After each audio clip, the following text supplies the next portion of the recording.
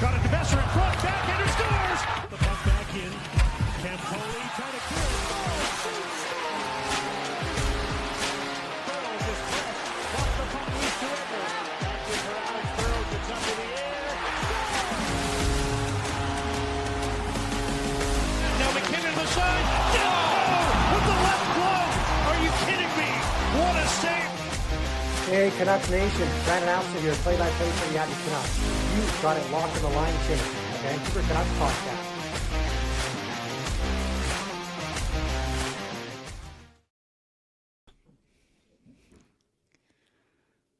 What's up, Canuck fans? Welcome to the Line Change podcast. We got a very, very special guest. A long overdue, for sure.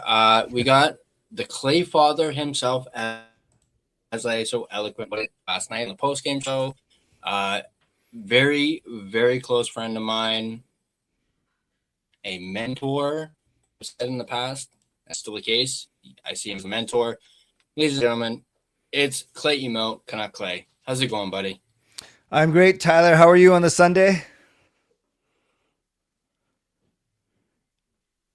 You got me okay? I'm doing all right. Okay, good. We're doing all right for a Sunday. Oh, yeah. Awesome. All right, so even though a large portion of my audience probably knows who you are, but just in case some may not know who you are, quickly just introduce yourself, let everyone know what it is that you do, and yeah, we'll take it from there. Awesome. Well, hi, everyone. My name is Clay Emo, also known as Canuck Clay. I am first and foremost a father to 3 wonderful children, a husband to a wonderful wife, Gail, and I work for the Catholic Church full time. But in my spare time, I spend a lot of time, energy, and money on this very bad hockey team this year. I have a YouTube channel, been around for about 15 years, solely dedicated to the Canucks for the past 7 or 8 years of that. And I guess a lot of previews, a lot of reviews, a lot of live streams, reaction videos. But my bread and butter is 5 nights a week. I'm going live to get reactions from people and just to build some good community. That's how I got to meet Tyler through that. So I'm very blessed that way. And then every October I try I don't know why I do this. I'm a 51-year-old man who can barely stay awake for 8 hours at a time, but I do a 24-hour live stream to kick off the season every year. And that's kind of like my kind of focus piece of my channel. But generally, I'm just here to. I'm not a media member. I'm not an expert. I'm not a fancy stats guy. I'm just a guy who, like I said, spends time, energy, and money on this team. Goes to games as a season ticket holder for the past 15 years. Vlogger as well. I'm trying to build the best community I can, and it's through that community that I've met wonderful people like you, Tyler. Yeah. Well, very well said. I forgot to mention the founder of the GLCPC. Yes, of which you're a longtime member of. Yeah, it's great. I did mention it in the description down below. Also, in the description down below, I have Clay's Twitter as well as a link to his YouTube channel as well. You guys can check that out. But let's get into some Canucks talk, because it's Talking Canucks, not Canucks Talk. Sorry, that name was taken. So a little bit of a gimmick infringement there. But no, so yeah, this is Talking Canucks. Obviously, last night Canucks suffered another loss to the Kraken, unfortunately. But hey, if you're all in for the tank, obviously you're probably very happy about that. And hey, at least the Canucks did get a goal. It was actually my new favorite player, Liam Ogren, or one of my new favorite players, I should say, Liam Ogren. But let's get into some trades with the deadline coming up very quickly here on Friday. And actually, I did a video earlier today as I happened to be watching Sekeres and Price the other day, and they had Jeff Marek on, who I absolutely love his stuff. I love when they have Jeff Marek on. But he proposed a trade for Elias Pettersson, and he mentioned Pittsburgh as being a potential destination. And he actually even had a trade package lined up too.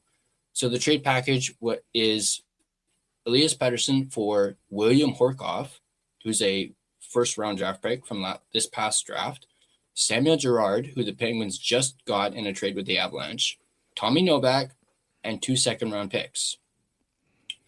Would you do something like that for PD?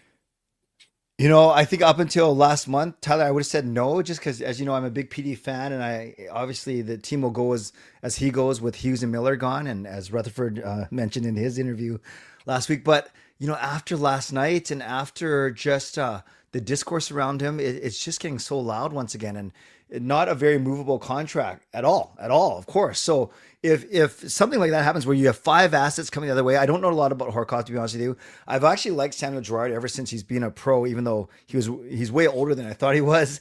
Novak gives you some depth, and then the fact that you can continue to add assets in the draft, and I think the biggest thing is you get off of that 11.6, right? I would be open to it as much as I like PD, and I still want PD to succeed. That's interesting to me. Did Merrick hear this, or did he just come up with it as a hypothetical? I think he just I think he both came up with it and said he was talking to somebody about it. Interesting. And a lot of it weighed on whether or not the Penguins end up keeping Malkin. So I think this only really happens or they actually maybe target PD, is if Malkin either retires or goes to another team, which I don't think will happen because he's made it known himself. He doesn't want to play anywhere else. But if he does choose to retire, that's going to leave a big gaping hole at the center ice position for the Penguins. Yep. And he did mention, it basically weighs on Malkin, but he did mention Dubas might see PD as a reclamation project. And apparently Dubas likes his reclamation projects. What did you think of it when you first? Yeah, when you first heard it, what did you think? I thought it was interesting. I was part of me was surprised, but part of me wasn't, because it has to do with Pittsburgh. Good point. A lot of people like to, point towards Pittsburgh because of the familiarity with Rutherford and Alvin. They've already made a couple trades since they've been in management here in Vancouver. I was a little surprised, and partly was not, but I'm open to it.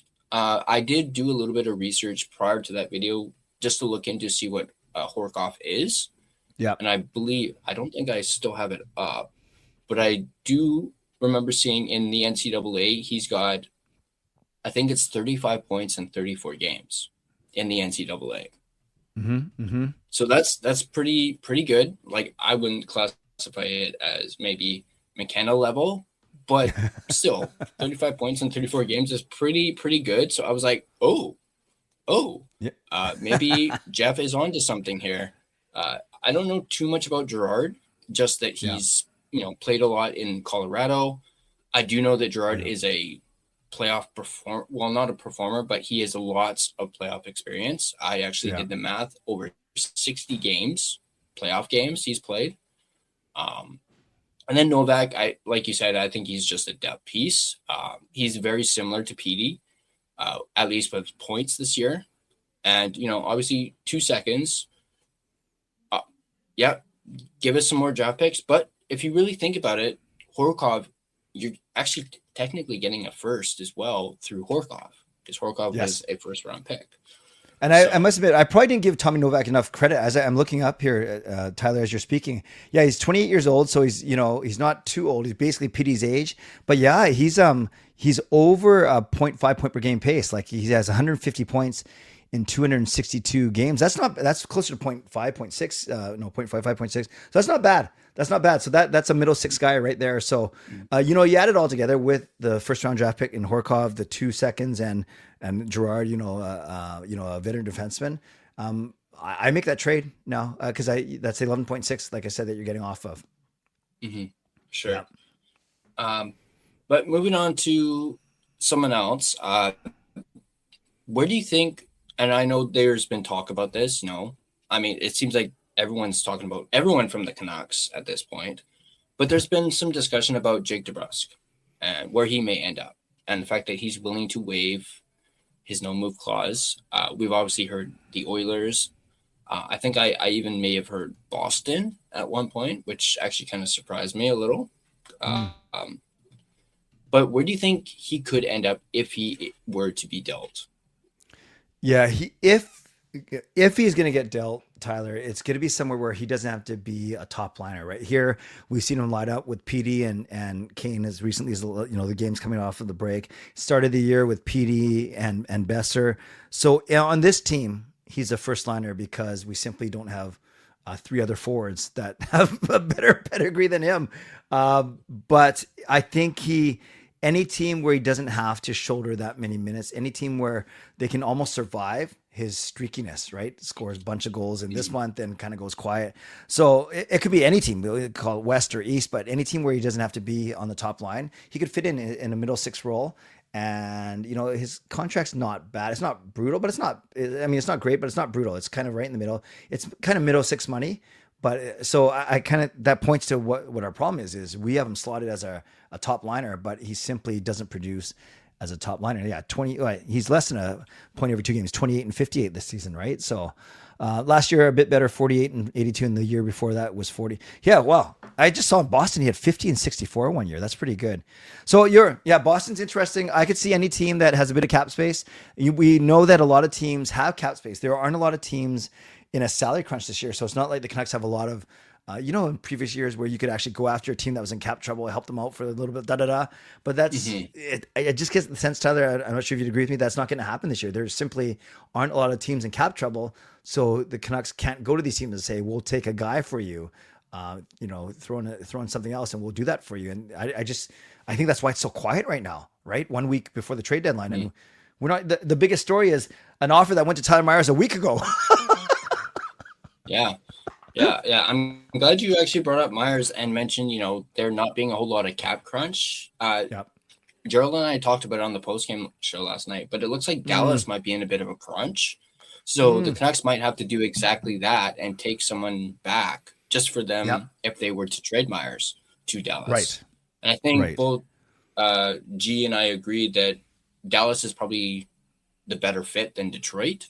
Just because of, family reasons. He's from Texas. His mom lives there.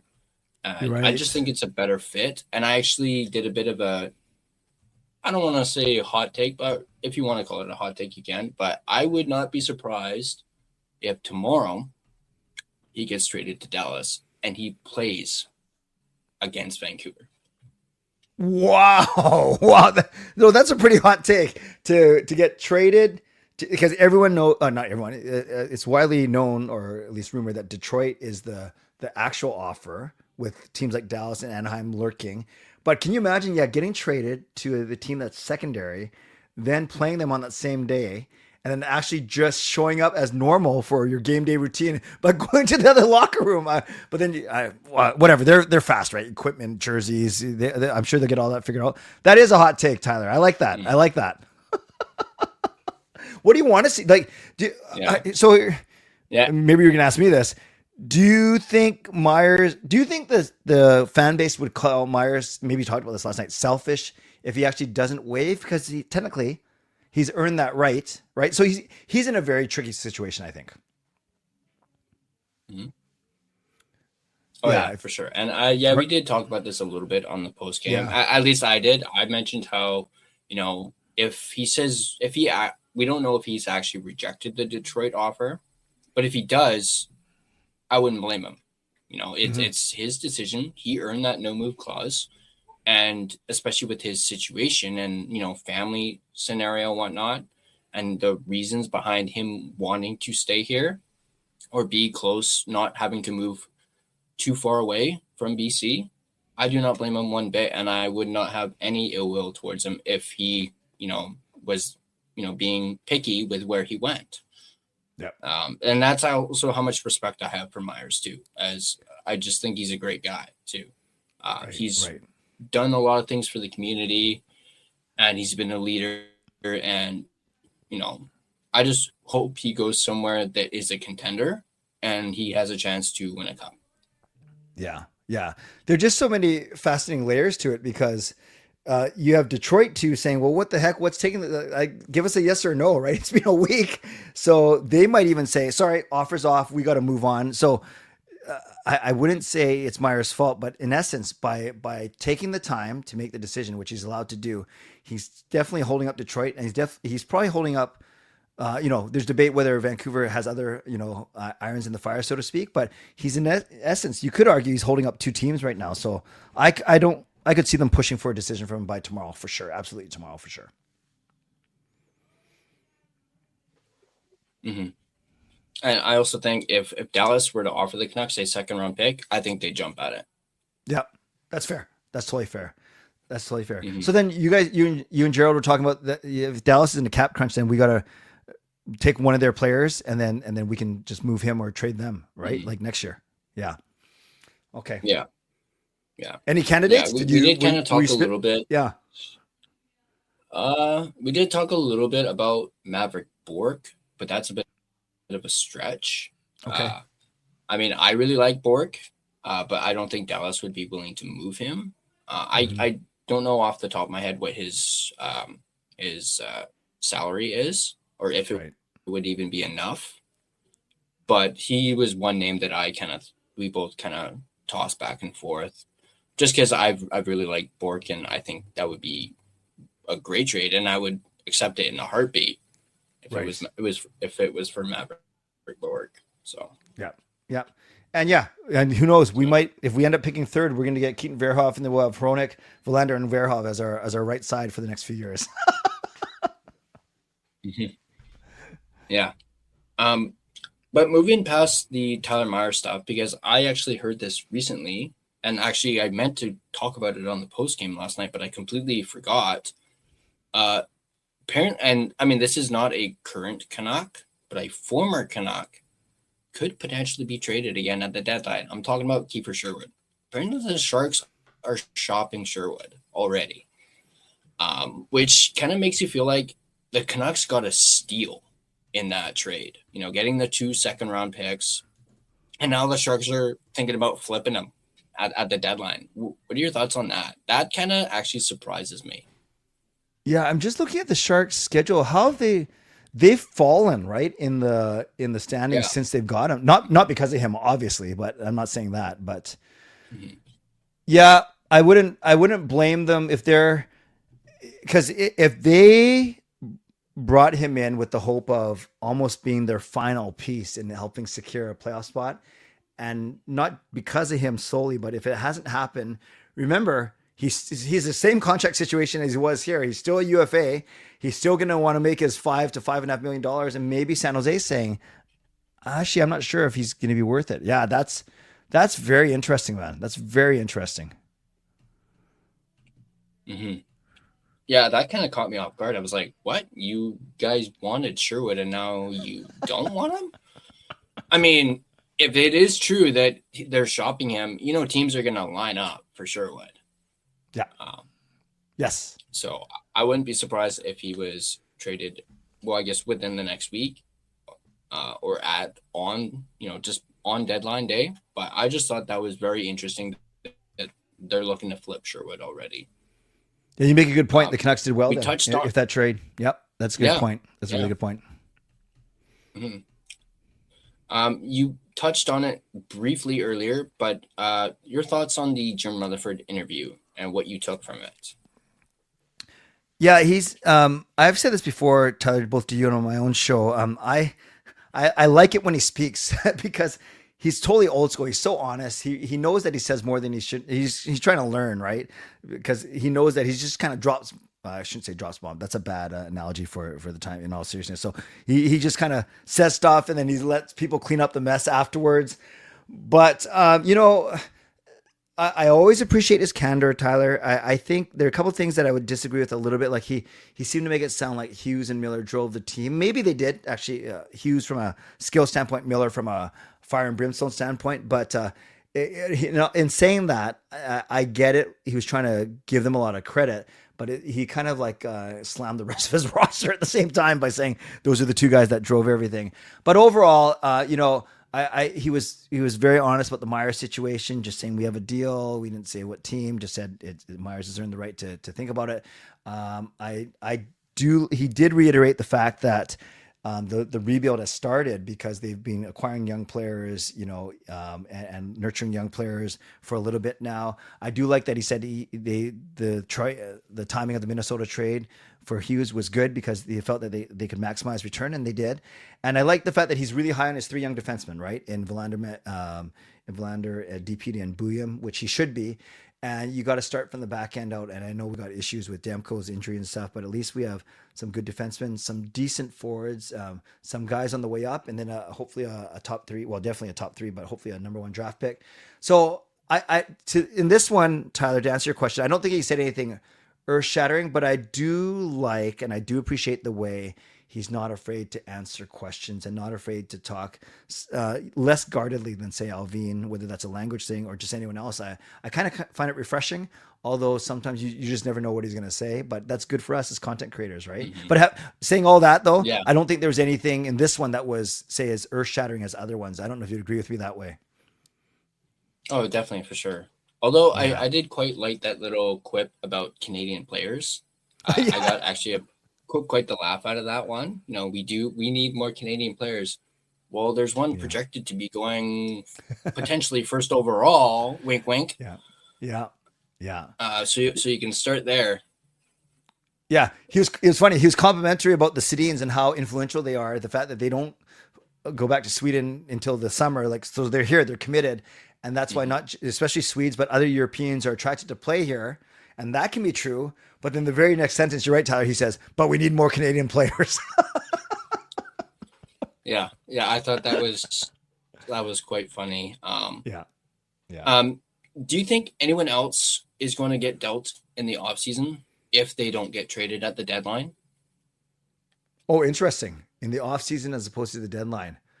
Yeah, I'd back it up one step and say the 3 that we thought were automatic, Kane, Kampf, Bluger, I don't even know if they're automatic now, because Bluger, every day that goes by, I kind of think we should keep him if he wants to be here.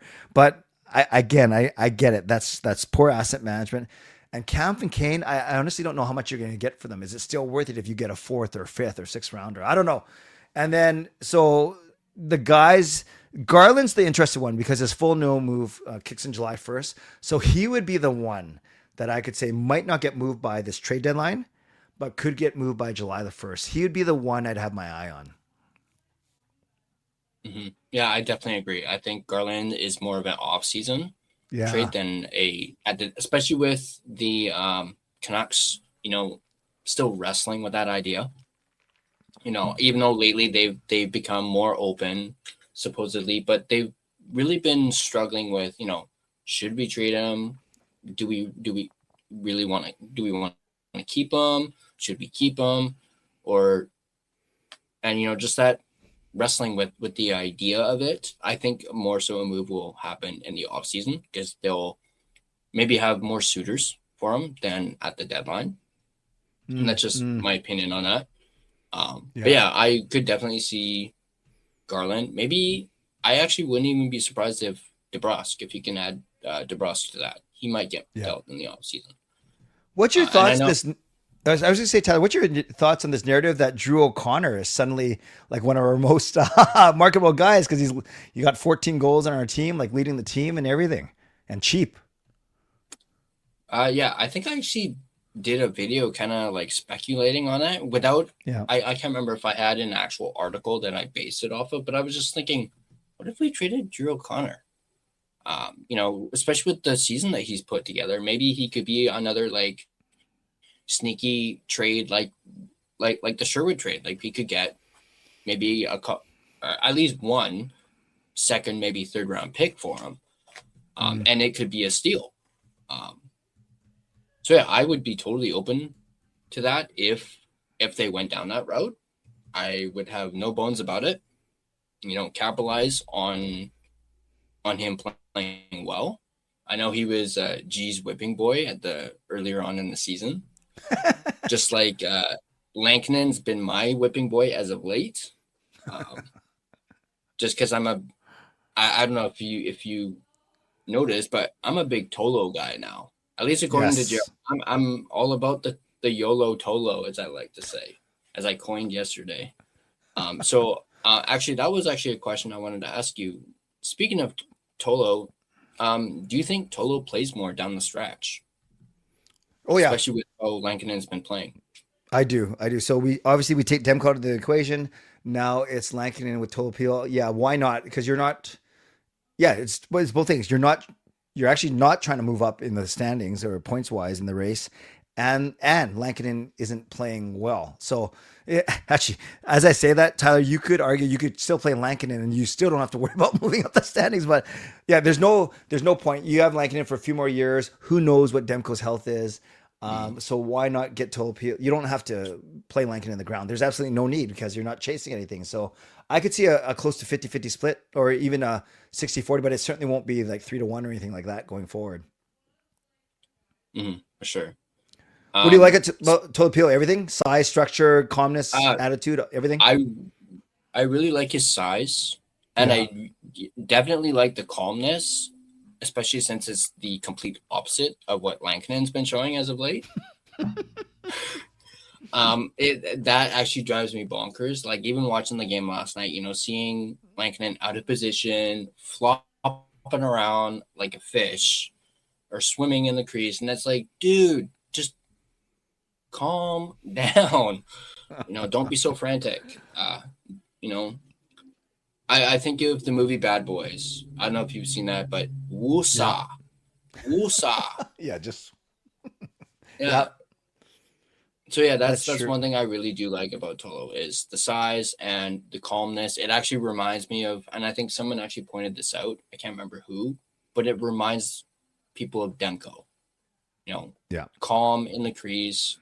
Maybe obviously Tolo has a bit more size on him, but I just like a really, really big goalie. So. Yeah.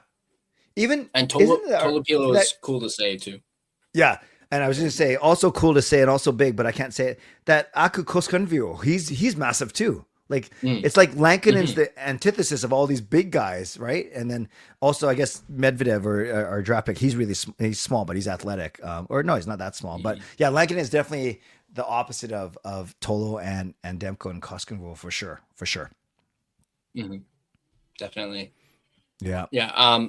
I did have this question. Kind of shifting a little bit back to the draft. And actually, if the chat wants to answer this question too, by all means, feel free to answer it in the chat. But I'm going to pose this to you guys.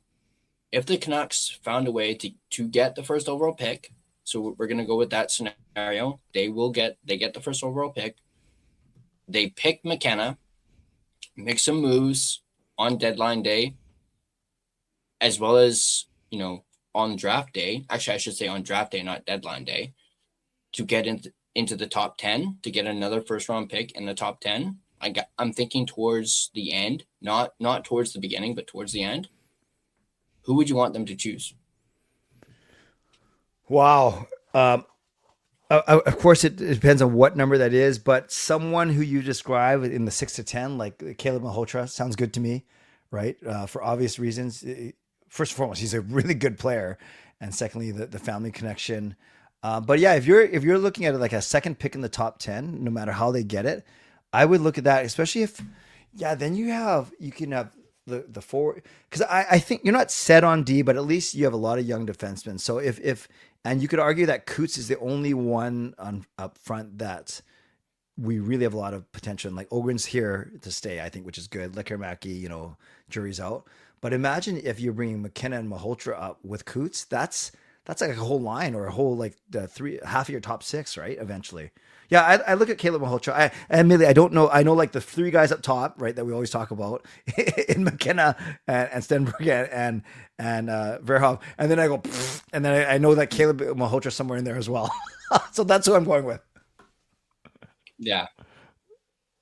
Yeah, that's exact. That was literally what I was thinking when I was typing up the question too. I was like, yeah, got to be Caleb. It's got find a way to get Caleb. Speaking of McKenna, though, are you still leaning towards McKenna or Stenberg? Yes.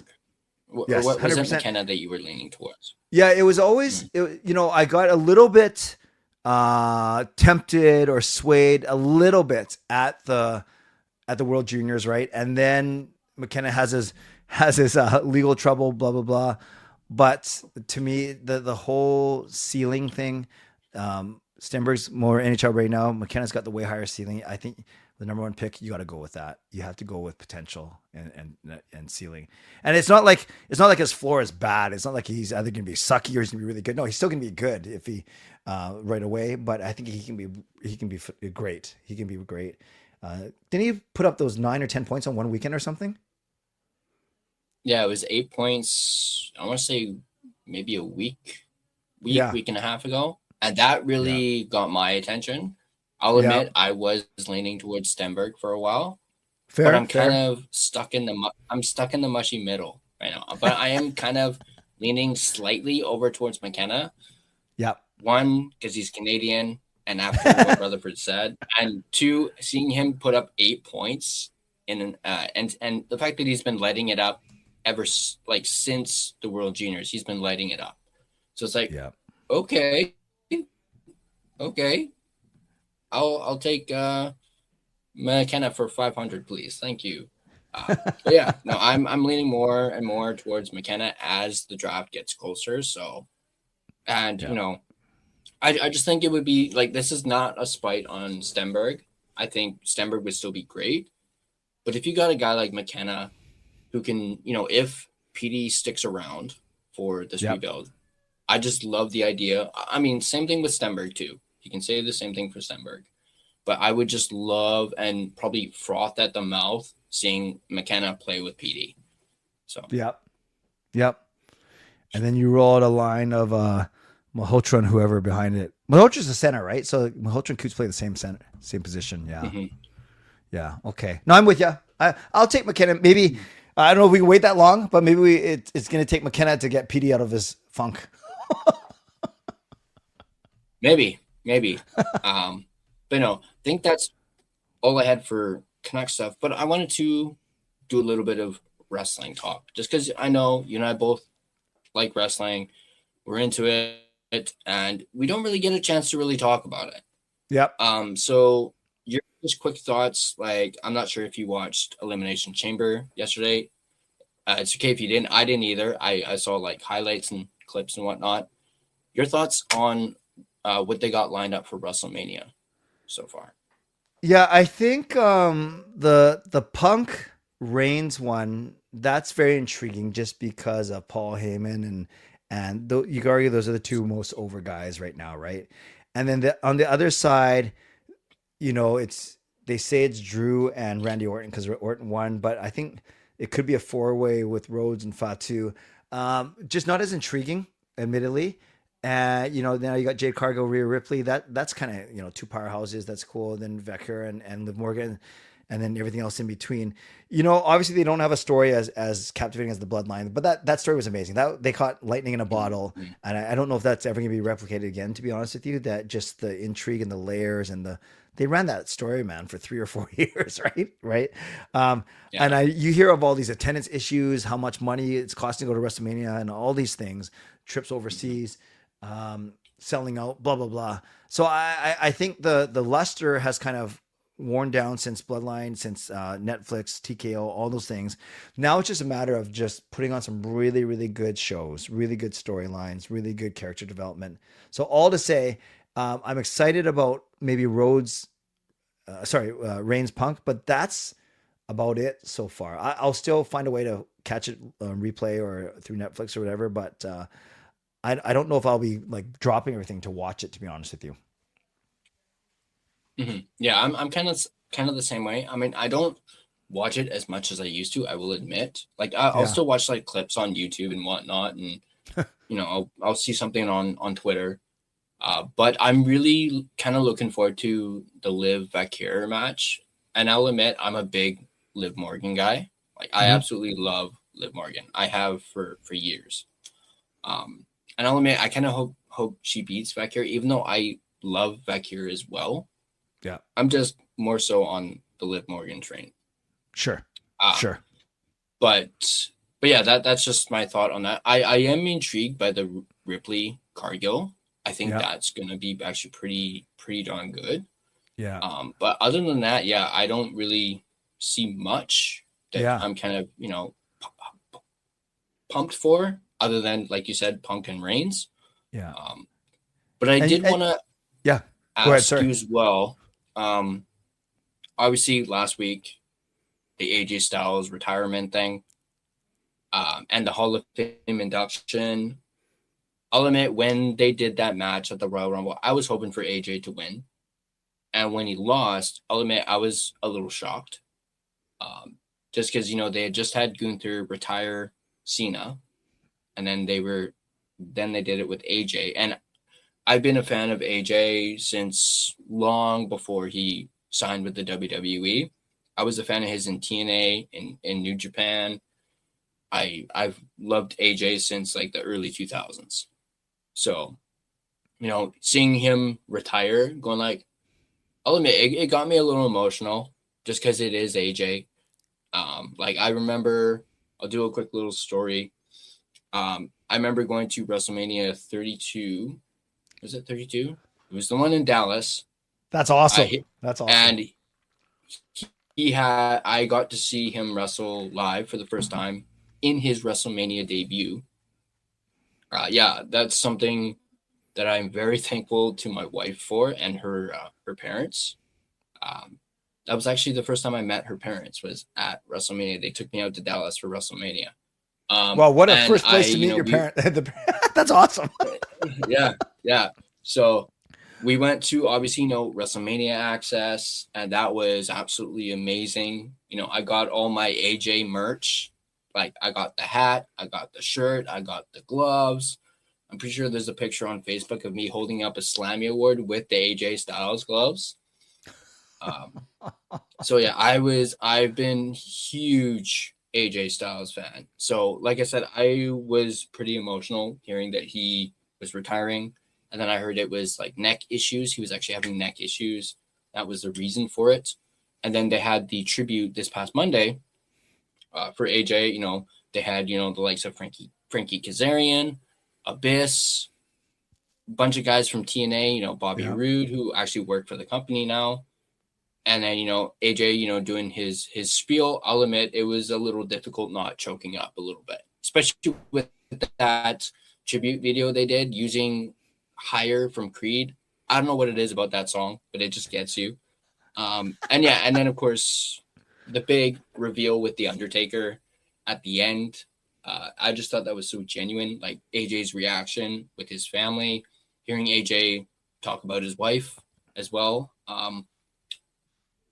What did you think about that whole segment, that whole, tribute towards AJ? Yeah, I thought it was done well. Conspiracy theorists would say they did that Hall of Fame thing to block him from going back to going to AEW or whatever.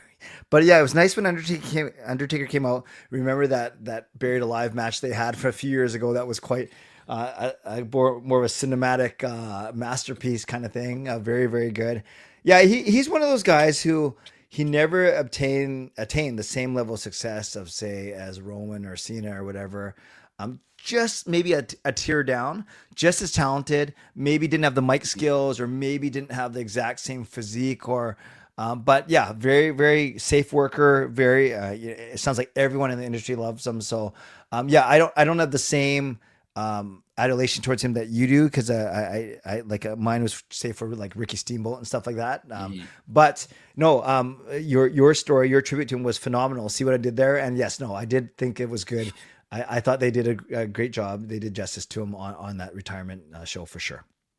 Definitely. Even having like the Good Brothers show up too. Yeah. I did watch a little thing with Carl Anderson after, where he actually asked AJ, "Are you actually retiring? Like, I thought it was a joke. I thought you were, just going to go somewhere else." And he's like, "No, I'm done." So to see him like surprise even Carl Anderson was pretty cool as well. Yeah. But it also shows you, like it seems like it kind of was a little sudden. Like it felt like he was going to do something similar to what Cena did, at least when he first, saying, this is going to be my last year.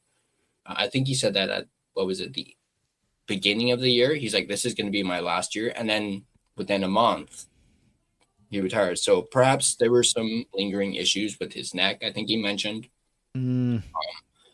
But which sucks. But hey, at least he's making, the right decision. He's not being stubborn about it and continuing on. And, Right. he gets to be, it's like what he said in that promo.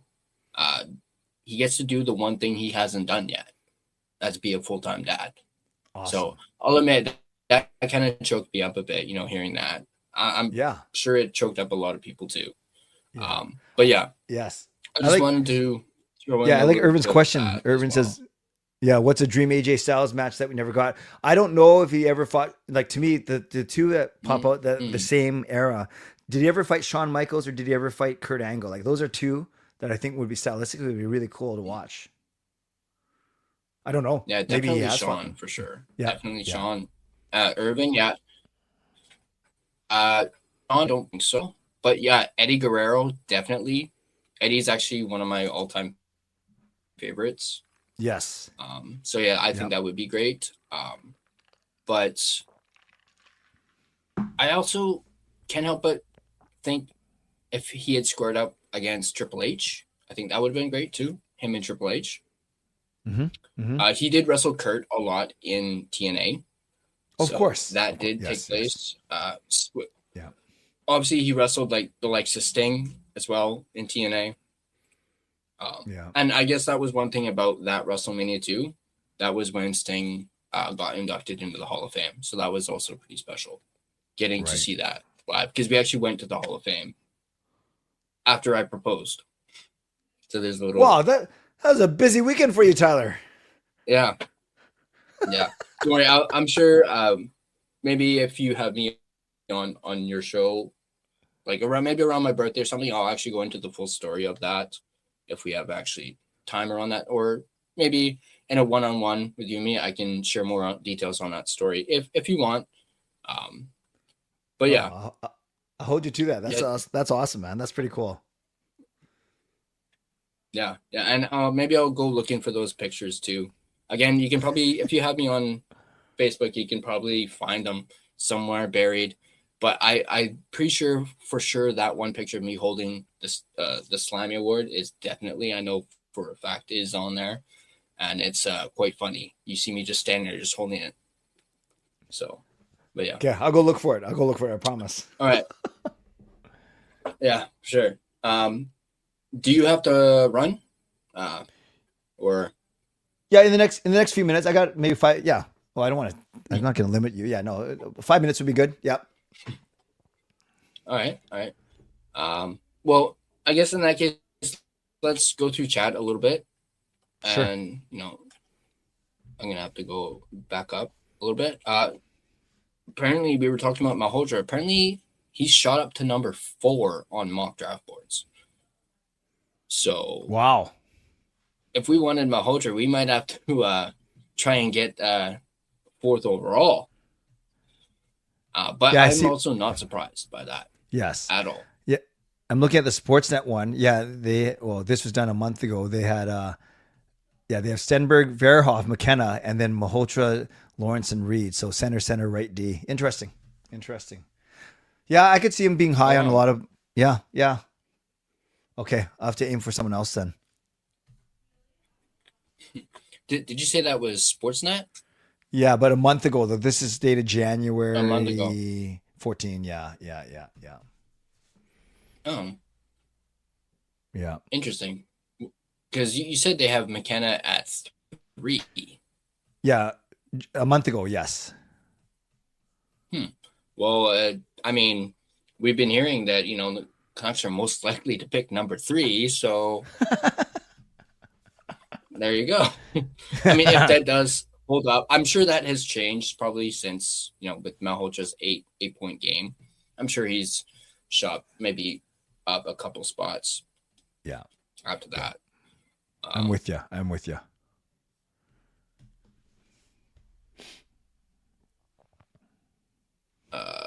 let's see. Big brain rain, as G and I like to say. Good to know that McKenna stepped up his game at the NCAA after facing criticism for his defensive inconsistency at the World Juniors. Yeah, he definitely has stepped it up since the World Juniors. Although you could argue he played still pretty well at the World Juniors. I think people just had very high expectations of him, like lighting it up, kind of like how Bedard did. What was it, a year or two ago, or when Bedard played in the juniors before he was drafted? I think they saw that as, you know, the bar for like expectations, and he didn't really hit that bar, even though he still played very well. It was actually Stenberg who kind of hit that bar, but I still thought he played decently in the World Juniors, like good enough to be noticed. But I think a lot of people, like I said, had a lot of high expectations for him and were expecting him to light it up. Yeah, and he had 14 points in 7 games. That's still pretty good. Like, but I think if they had won the gold medal, right, or if he was far and away the best player, then you almost overlook his defensive inconsistency or the faults in this game. But the fact that you could argue Stenberg outplayed him, you could argue that they just came up short, which they did. Then anyone naturally would look more for faults and everything. But I agree. Yeah, you're not drafting him for his defensive talent. That's for sure. Mm-hmm. Yeah. Urban does mention, I guess, an answer to that question. He mentions Malhotra or Vigo Bjork. Mm-hmm. Well, yeah, I've kind of forgotten about Bjork, just because I guess all the attention has been on, you know, McKenna, Malhotra, Stenberg, Bierhoff. Yeah, Bjork was good. So yeah, I guess Bjork could be a good one. Bjork. Yep. Yeah. I agree with that. Mm-hmm. For sure. I like how Alfred still leaning in towards Malhotra. Yes. Alfred has that comment about he'd rather not play McKenna with Petey. That's interesting. I don't think Alfred's high on Petey right now. No. Which is fine. Yes. No, I think it's been a while since Alfred's been high on Petey. I remember, what was it, a while back? He was calling to strip him of the A, wasn't he? At one point. Yeah. That's that right. I very fondly remember. And yeah, hey, we could get Vigo. I mean, we already have Vigo's brother, so Vigo would fit right in. Yeah. Although I will admit, I've noticed the chatter about the Ruck twins has kind of cooled off a little bit. I was just going to say the exact same thing. And maybe it's because, admittedly, we've been doing Olympic hockey, like we've been focused on the Olympics for the past 3 weeks, right? So, but that's a great point. Yeah, I mean, I'm still game for a couple more twins, but I've just noticed that it's kind of cooled off a little bit. Yeah. Can you imagine if we have Pedersen, Bjork, Ruck, like Malhotra, player Malhotra, like coach? That would be a broadcaster's freaking worst nightmare. I'll tell you that. And Shorty would probably have a freaking heart attack over that. Yeah. I think he already struggles enough with the Pedersens already. Yeah. That's funny. That's really funny. Yeah. Just any more. I mean, Alfred apparently is still game for drafting the Rucks. Yep. Yeah, you never know, especially if, depending on how the draft goes on in the second day, and if there's moves to be made. And I have no problem, especially if you have like 4 or 5 picks in the top 2 rounds. I have no problem taking a flyer on the Ruck brothers, honestly. Mm-hmm. Yeah, definitely. Yeah, definitely wouldn't hurt. Urban, bring the ruckus. Yeah. I like it. I'll probably be talking a lot more about the Ruck twins when I have Dave Hall on, when we do our draft, like closer towards the draft. Awesome. I'll probably get, because he's the go-to guy for prospects. So I'll definitely bring the ruckus to that live stream for sure. Good. We'll hold you to that. That sounds good. Yeah, definitely. And also, I mentioned this on the post game. Big Brain, Rain, and I are gonna do a JT Miller video. I already told Rain, hold me to it, because I know Rain's been wanting to do this for a very, very long time, and I got to do it before G, steals the topic. Jokingly. That's awesome. That's awesome. Very good. But yeah. All right, we're just at. I think that's been another 5 minutes. Is there any last parting things you want to say or discuss real quick before I let you go? Yeah, well, just curious, Tyler, how I know everyone's got family stuff going on, everyone's got other priorities, but I find that maybe it's coming out of the Olympics because the Canucks have played so poorly and because there hasn't been any movement on the trade front so far, and we still have a few days to figure that out. I'm not less motivated, but I'm certainly I'm in a weird space, but this team, this fan base, it's in a weird space, and I feel like there's all these content creators that are just kind of, I wouldn't say spinning your wheels. I wouldn't never say that about you, but for me, I'll admit, there's only so much you can talk about. There's only so much you can speculate on. I want some actual material things to talk about. You know what I mean? Yeah. Mm-hmm. Yeah, definitely. I 100% hear you on that. That was basically me during the Olympics. Yes. Because I put up a couple Olympic videos. Views weren't really there. So I kind of stopped doing it. And then, of course, once the Olympics ended, some Canucks news kind of trickled through. Although I did sprinkle a little bit during the Olympics as well. Yep.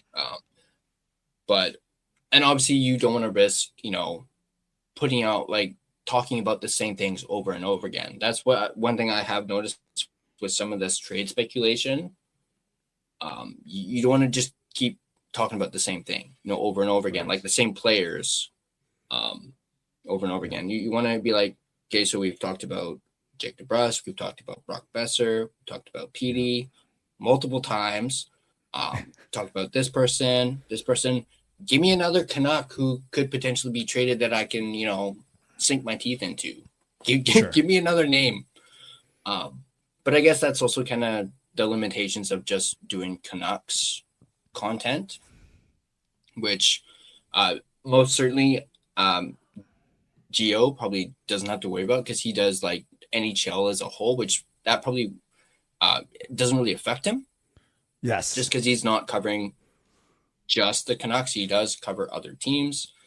And obviously, of course, he's pumping out 5-6 videos a day. So, and I know he was covering the Olympics too, and he had some great Olympics content.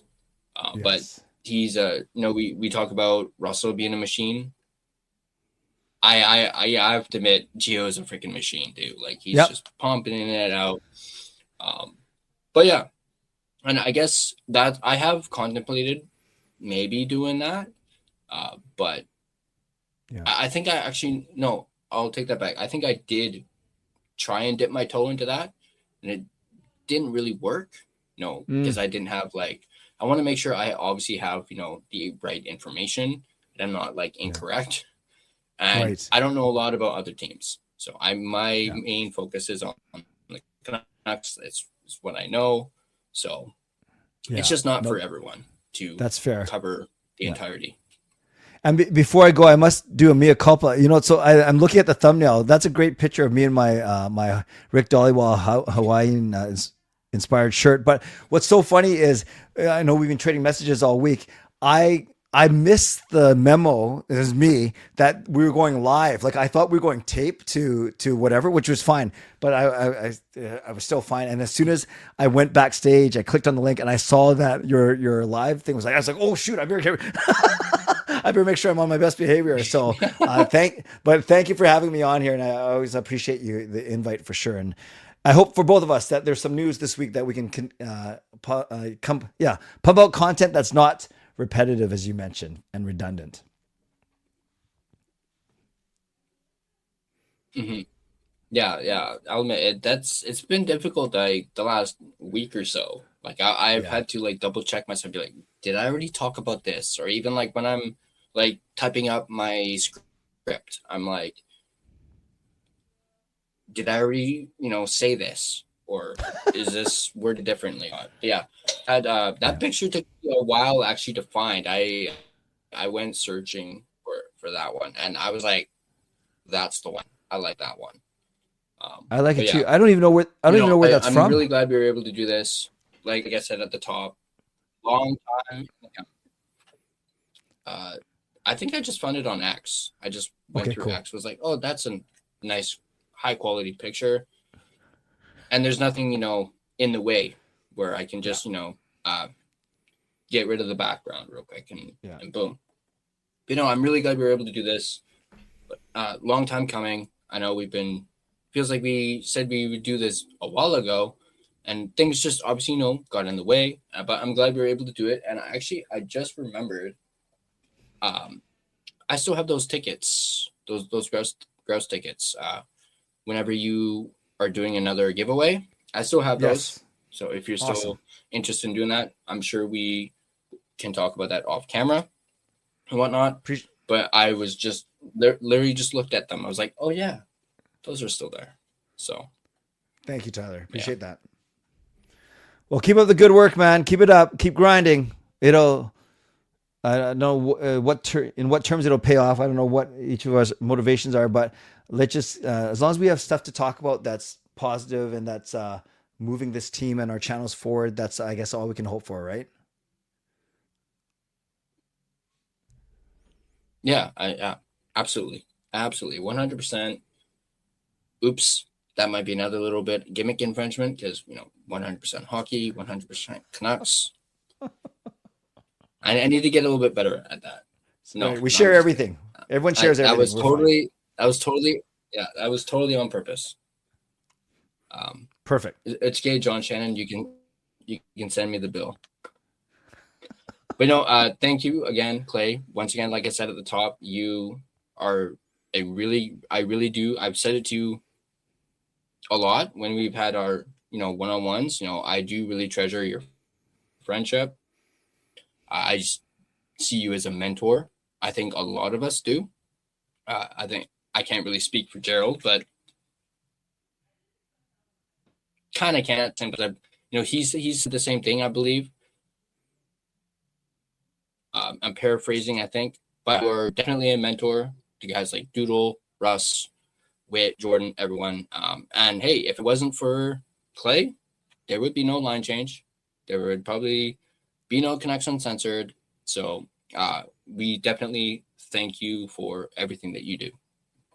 Thank you, Tyler. And the last thing I'll say, and then I'll let you do the wrap up. Apparently you're supposed to do a booyah at the end or whatever you want. But I've always said that in this market, especially when the team's doing well, because I think when the team's doing poorly, it's a weird time to start a channel. Not like that's not a shot at anyone. It's just harder. It's just the fact of the matter is it's harder to gain momentum. Parker and I learned that when we tried to start Canucks After Dark when the team sucked and then they had a couple good seasons. But there's always room in this market for content creators who are passionate, who know their stuff, who simply want to share a voice. So I never look at older channels, newer channels as competition. Some are way bigger than mine. Some are way smaller than mine. And the point is, if we can support each other as opposed to tear each other down, that's the most important thing to me. So I appreciate your kind words, and I appreciate it whenever content creators come on the scene, as long as they're doing good, honest work. I think it's awesome stuff. Definitely, very, very well said. And yeah, just end the stream with booyah. Well, I'll just go ahead and say booyah or booyum. By the way, I don't know why this dawned on me whenever you do your booyah. I just think it would have been really. I mean, you could still probably do it if you wanted to. Not that there's any pressure, but when the booyum trade happened, I thought it would have been really cool if you went booyum instead of booyah. But again, no pressure on that. Yeah, when he scores, I'll do that. Thank you. Sounds good. I'll hold you to that. There we go. Perfect. There we go. But yeah, thanks again, buddy. Really appreciate it, and looking forward to talking to you maybe later on in the week or down the road. You're streaming tonight, right? Yeah, back to normal. For 4 nights this week, Sunday through Wednesday. Then Thursday I'll be out of town, but I might be tuning into another show that night that's making their auspicious debut. So I can't wait for that. Yeah, I know exactly what you mean. I am too. Definitely, for sure. But yeah, thanks again, Clay. Really appreciate it, bud.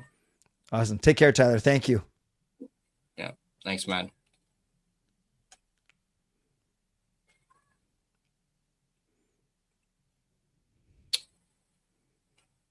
Oops.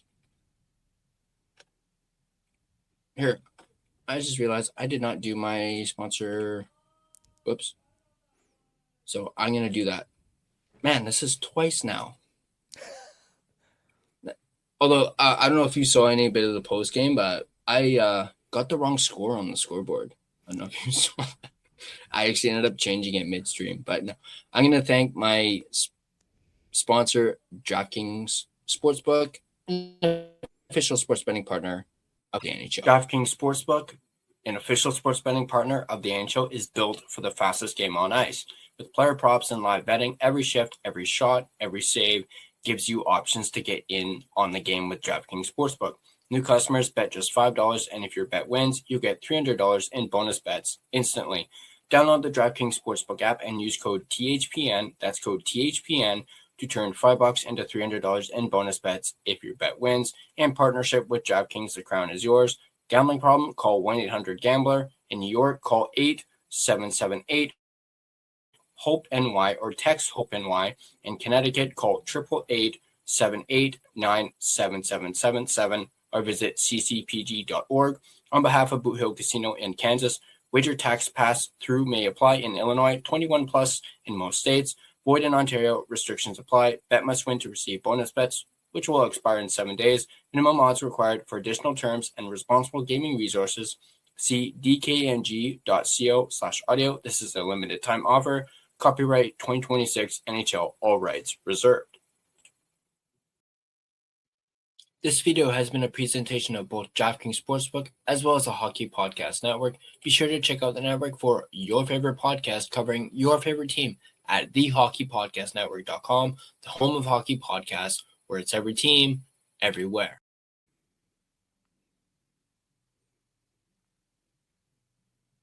If you want to stay up to date on all your Vancouver Canucks content, be sure to hit that like button and smash that subscribe button and turn on your notifications so you don't miss any of our content. Also, if you guys are interested, we do have our merchandise store, thelinechangepodcast.threadless.com. If you want to be a part of the discussion, join our official Discord. There's a link to it in the description down below. It's completely free to join, so go ahead and do so if you wish. You can find it, interact with us on social media, Facebook, Instagram, X, TikTok, even Blue Sky. Feel free to give us a follow on all of our social media platforms. Speaking of platforms, if you prefer an audio version of this podcast, you can find us on both Spotify and Apple Podcasts. On Spotify, feel free to give us a follow as well as rate and reviews on either platform. It's, of course, greatly appreciated. And also, if you had a favorite episode that you just can't get enough of and want to download, you can do that as well. That really also helps out the podcast as well. And we, of course, greatly appreciate it as well. And there we go. Thanks once again, guys, for watching.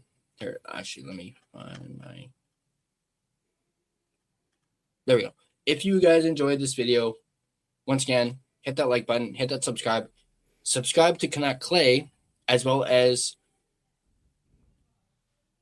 Crud, I forgot Geraldine Urban's name again. Hockey Headspace. But hockey, yeah, feel free to subscribe to Hockey Headspace, and also drop your comments down below. Thanks for tuning in, guys, and we'll catch you guys on the next line change. Boo, yeah.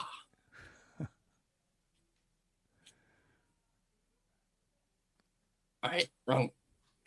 I gotta hit end stream.